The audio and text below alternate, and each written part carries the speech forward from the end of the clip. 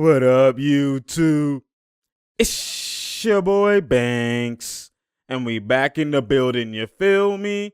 It's True Talks, cause True Talks, alright? Let's get straight right into it. So you already know, man, basically, last night was a big game. Was actually a big game. Still, a lot of players out, only 8 players available. A big game. You already know, like Van Vliet is out still. Lowry is out. And, basically all the crucial players that they have is basically out, right? So you have only 8 players. 8 players in Pascal, Boucher, OG, Malachi, GT, Watanabe, Stanley Johnson, and Baines. You get what I'm saying? And basically everybody else is injured, right? So that's all you have. All you had was 8 mans, and we're basically trying to see what elite looks like. And this was a big game because this one was basically going to decide whether they would get somewhat of a tiebreaker, because they're only one game, or well, now 2 games, I think 1.5, something like that, but they're basically 1 seed away from the Bulls. The Bulls are the 10th seed. And remember, the play-in game, you get the 7 to 10 gets to go into the play-in, and the Raptors are the 11th seed, so they're on the outside looking in. And when you look at that, just I thought that they would play better or be a closer game, but I'm not too mad. You know what I'm saying? It's a tough uphill battle. Chicago ain't no joke. They've been struggling as well too, since the trade for Vukovic. But Chicago ain't no joke. You're right at the end of the day. So let's go into that context, because I give you that context. Let's go straight right into it, boy. So you already know, man. Basically, like, Boucher was going to see me when I work. My goodness. Bruh. The ability that Boucher was showing, first of all, he had 19 rebounds, 38 and 19. Bruh. So the man had 10 defensive and 9 offensive rebounds. So a lot of putbacks, tip, second chance, and just padding his, his rebounding totals. But at the end of the day, if you look at it as well too, like, he didn't just, just get just easy alleys and, Rudy Gobert type of points. He didn't get that. He actually was showing arsenal, showing ability. He wasn't just, pick and pop or just pick and roll, and that was it. He actually was getting it 2 dribble, 1 dribble pull up. Right? I see, like, bare times. I'm pretty sure he had at least 5 dribble pull-ups, 5 takes that were dribble pull-ups, right? So, like, you look at it from that perspective. In the last one, in the corner, on the right corner, at the end of the game, the twinkle toes, I sprinkle those, you know what I'm saying, with that escape in the midi. He was killing from the midi, killing from 3. Well, he was 3 for 7 from 3, but he was 14 for 24 for the whole game. His career high, the best game I've seen him play. And like I said, this is why basketball is all about situations, man. You see how he gets more usage, more shots, more flow just by, having Lowry, Van Vliet, and all these other guys out. He's, he rises up on the hierarchy. So, situations make everything. So imagine Chris Boucher was in the perfect situation for him where, he's going to be getting touches, OD, and stuff like that. He could be eating, but, just by the Raptors play style, he gets it here and there. But this game, he did get it a lot, especially with, other people struggling, right? So you look at it from Boucher, from Boucher's perspective, or just the team's perspective. You want to look at the positive things, and that was definitely a positive thing. That just looking at Boucher's output, the type of takes he was doing, and him being comfortable, that's always something that you always appreciate and you just celebrate at the end of the day, right? Even if it comes in a loss or if it comes in a win, you got to look at the individual growth from some players, right? And I liked it from what I seen from Boucher. Now, when bruh, Pascal as well. Pascal had, he had a solid game. What did he do? He had a solid game. He was 27 points, 10 for 17. He was frying Vukovic. My goodness. They put Vukovic on him a lot of the times, and he was just absolutely frying Vukovic. You know what I'm saying? Like, bare Euro spins, same gather, like fake Euro, same gather, cradle type of layups, escape. With the chicken wing, bump him away, he flies out of bounds, all that type of stuff. And he was just killing him with the dribble penetration, all that type of stuff. You know what I'm saying? He only shot 2 threes, 1 for 2. So a lot of it was just attack downhill. See, I come in the paint because I'm bruh, my fault. See, I come in the paint because I come in the paint, boy. Basically, that's what he was doing. So, he's been playing good as of late. He's been having a couple, a string and a stretch of a couple good games. And you always want to see that, and you want to see him, translate it to when Van Vliet and when Lowry come back as well. But, Pascal has been playing good, but he needs to be on this higher tier echelon on an everyday basis, especially if he's going to be the number one option, and he's supposed to be that guy. You know what I'm saying? If I'm that guy, then I'm that guy. And, that's something that he needs to, just work on, trying to at least produce to that magnitude or somewhat of that magnitude. Not a hella drop-off where, some games he be getting those 12s, those 8s, you know what I'm saying, single digits. Like, you look at the other stars or, all-stars or anything like that, just like once in a blue moon that they even get single digits. You know what I'm saying? Like, that doesn't even happen often, doesn't even happen. Like, once in a blue moon, once in like 3, 4, 5, 6, or 7 years. Like, it's an anomaly, basically. So, he's got to get to that point where he's consistent. And right now, he's not at that, but he has been improving here and there in dosages, right? So, again, you appreciate that, and you again, congratulate or at least pay attention to that, right? So, when you look at it and now from that perspective and you just look at it in general, the Raptors, as much as they lost this game and, they fought through and they only ended up by losing by 9, you got to look at it that this was a situation where, and Raptors have been affected a lot by COVID. Most teams, COVID was a stretch and stuff like that, and they came back. But, Raptors are having a combination of COVID, combination of,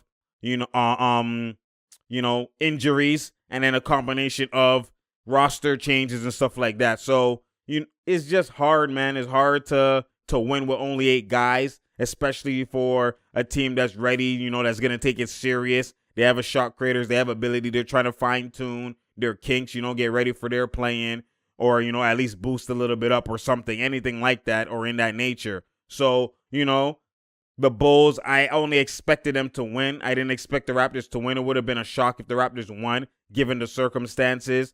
And with those circumstances, they still at least push to the end of time, right? To the end. And that's always something that you would want to appreciate, especially the fact that they were struggling and they still pushed through. They saying, I am this dude, right? So that's, you got to tip your hat off to the Raptors and the Raptors organization and just their identity at the end of the day. You got to tip it off to that. But then still, like, it's tough, man. Like, when you're missing shots, right? You have, like, Gary Trent going 2 for 14, back to another slump, right? You have OG going 5 for 17. He's still in a slump. You have Malachi Flynn going 3 for 11. I do like that he took 11 shots, right? But you're having these slumps. You're having all of these type of slumps, and it's like, when is it ever going to be a time where now they're potent, where now they're showing, that they can shoot with the best of them, and it continues, right? It's kind of hard given this context because the shots you're getting aren't the same looks that you would be getting with your 2 playmakers and 2, usage rate dominate type of guys, right? Dominating type of guys in Van Vliet and Lowry, right? So now, and then they still didn't even have Bembry and stuff like that. So now you're, Malachi has to create and has to, run the show and, use his poise and stuff like that and balance with the shots. When if Van Vliet was just in and now Malachi comes in, he's going to go straight for gunning, right?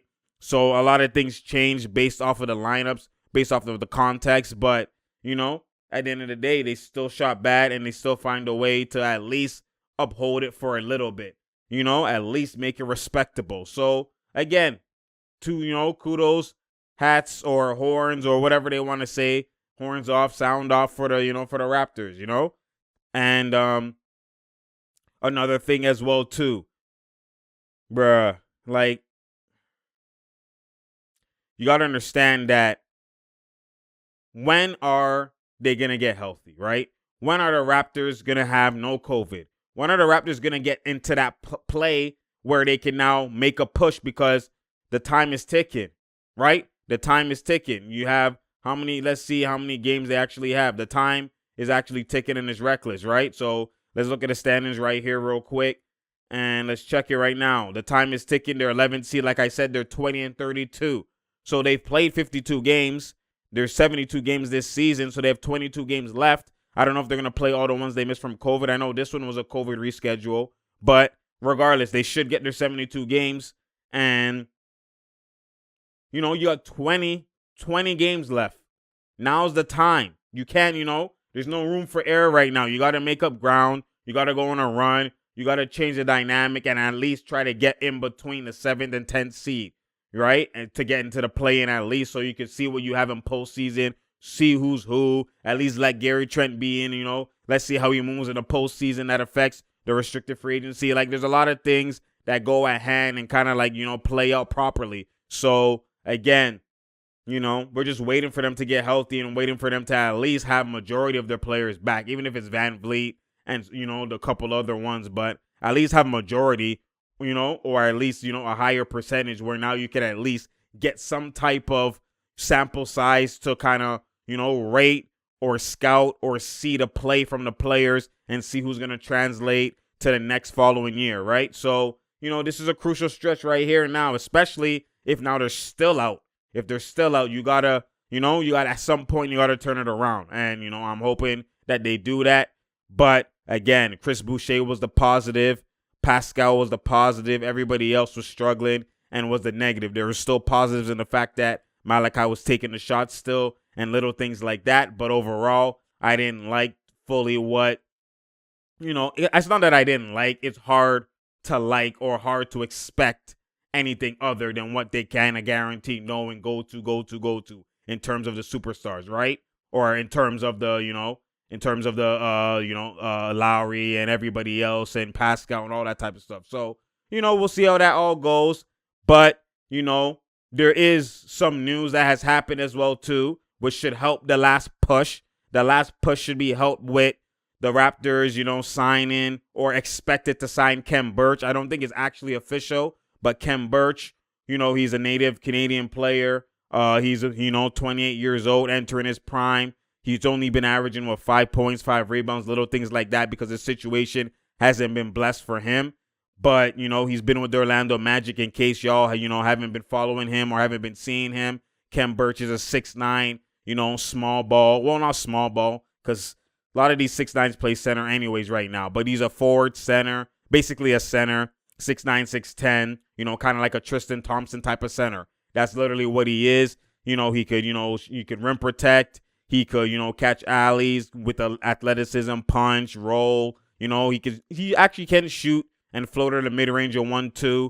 I'm not too sure about his three-point range. He don't really shoot it often or, don't even have good percentages from there. But mainly the midi, I've seen him hit. I've seen him push shot and I've seen him float. And even if he doesn't shoot those, it's still a dominant or at least a presence in terms of pick and roll.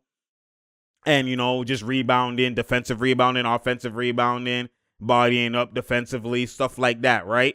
And then not only that, one of the greatest things is now it would be addition by subtraction. Now you could just decrease Baines' minutes. Now you don't have to rely on him. You can rely on Birch. Pascal could go to his natural position at the 4, which he has been doing with Boucher, but, it's completely different. He normally has to overhelp and stuff like that because Boucher, he's not the strongest type of guy. He has that frail body. So when you look at that, getting Khem Birch definitely unlocks a couple of things and, kind of establishes, at least we have the paint on lock. At least these type of things we could get on an everyday basis. And then from there, we see how the chips fall.